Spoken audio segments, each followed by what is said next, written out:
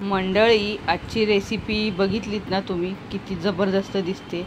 तर ही रेसिपी आहे सोयाबीनची आणि सोयाबीन खाल्लेलं खरंच खूप छान असतं. फायबर, विटॅमिन, प्रथिने खूप जास्त प्रमाणात असतात. तर बघा, इथं सोयाबीन आहेत ना, हे गरम पाण्यामध्ये एक 10-15 मिनटासाठी भिजत ठेवायचे.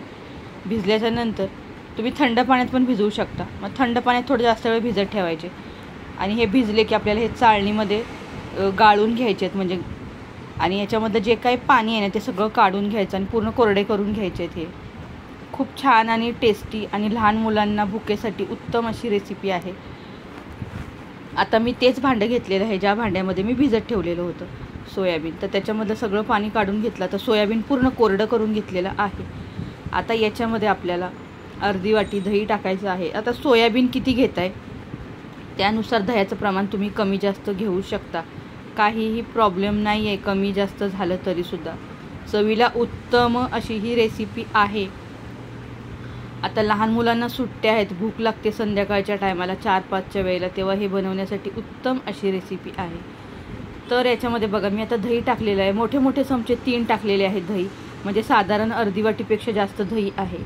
तर कमी जास्त करू शकता, काहीच अडचण नाही आहे. फक्त पूर्ण कोटिंग झालं पाहिजे आपल्याला सोयाबीनला, एवढं लक्षात ठेवायचं आपल्याला.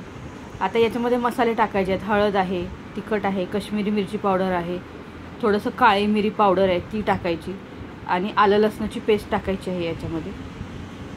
आलं आणि लसूण याच्यामधला मेन आहे.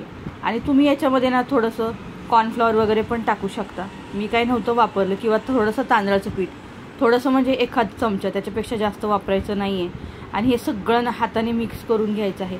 सगळ्यात शेवटी मी मीठ टाकलेलं आहे.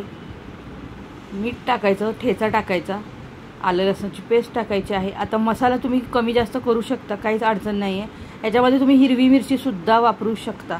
मी नव्हती वापरली, मी फक्त लाल मसाला वापरलेला आहे आणि कलरसाठी थोडं कश्मीरी मिरची पावडर टाकलेली आहे. छानपैकी असं हे मिक्स करून घ्यायचं आहे आणि एक 5 ते 7 मिनटासाठी रेस्ट करायला ठेवायचं आहे. नाही रेस्ट करायला ठेवलं तरीसुद्धा चालेल, लगेच बनवलं तरी पण चालेल. मी ठेवलं होतं, एक 5 मिनटासाठी ठेवलं होतं. आता तुम्हाला लगेच बनवायचं असेल तरीसुद्धा तुम्ही बनवू शकता. आता इथं छोटंसं पॅन घेतलेलं आहे, त्याच्यामध्ये मी तेल टाकलेलं आहे. आता आपल्याला हे थोडं थोडं करून भाजून घ्यायचं आहे. किंवा मग सर्व एकत्र पण शॅलो फ्राय करू शकतो. तुम्ही डीप फ्राय पण करू शकता.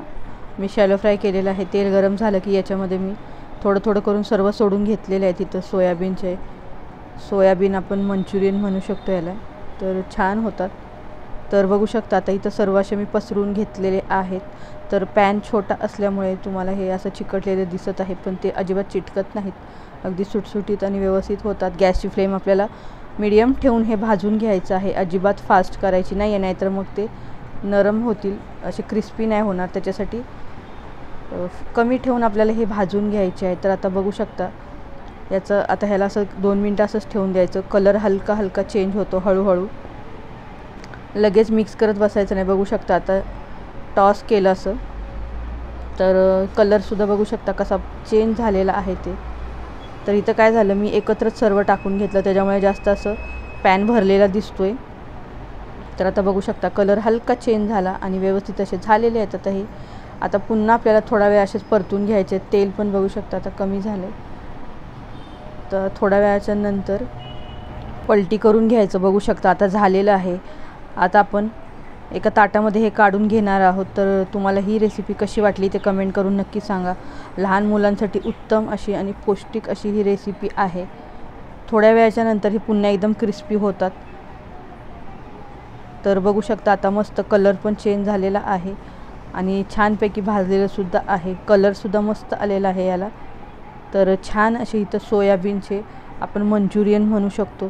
तर मस्त इथं मी सर्व केलेले आहे. तर कशी वाटली तुम्हाला माझी ही रेसिपी नक्की सांगा. आवडली तर लाईक करा, शेअर करा आणि हो, तुम्ही अजून पण आपल्या यूट्यूब चॅनलला सबस्क्राईब केलं नसेल तर सबस्क्राईबसुद्धा करा. धन्यवाद.